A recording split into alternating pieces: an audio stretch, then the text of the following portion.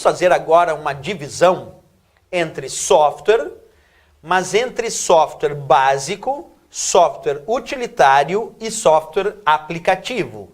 Agora eu quero pegar software e subdividir em 3 termos que aparecem muito nas provas de concurso. O termo software utilitário, o termo software básico e o termo software aplicativo. E ver a diferença entre esses 3 termos. Vamos começar aqui pensando no termo software básico que eu acabei de colocar aqui. Antes de te mostrar exemplos, observa comigo. Quando tu fala de software básico, qual é a ideia de um software básico? Normalmente o software básico é associado àquele tipo de programa de computador, aquele tipo de software que serve de base para que outros programas possam funcionar. Ou que oferece um sistema de operações básicas para a utilização do computador.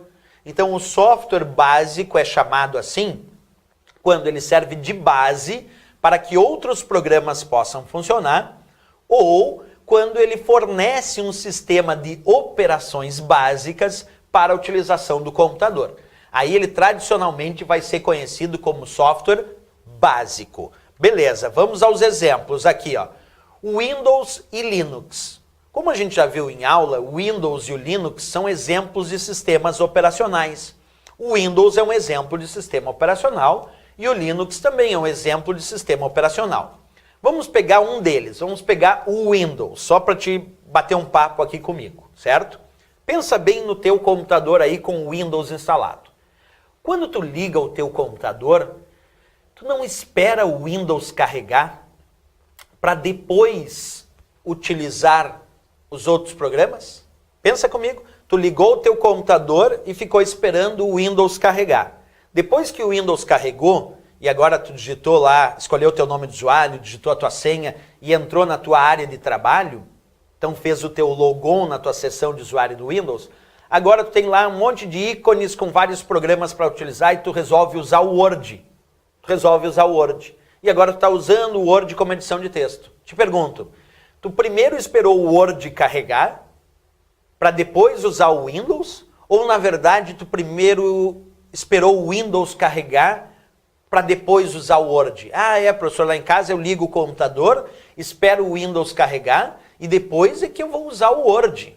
Então o Windows está servindo de software básico, porque ele está servindo de base para outros programas funcionar. Se tu esperou o Windows carregar para depois usar o Word, quem está servindo de base para o Word funcionar? O Windows.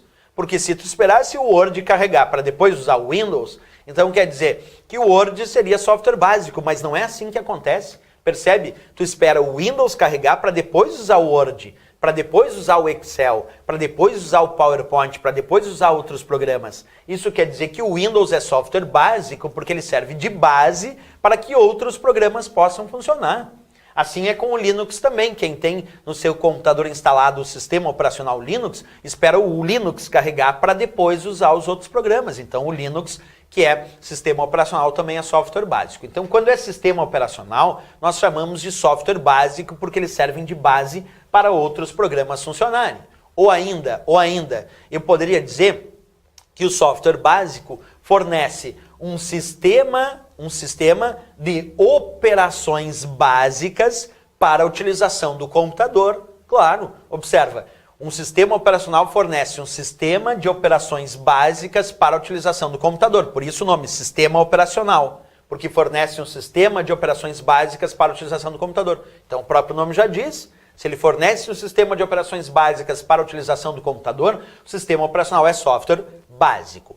Perfeito, sem dúvida nenhuma, sobre o significado de software básico em relação às provas de concurso.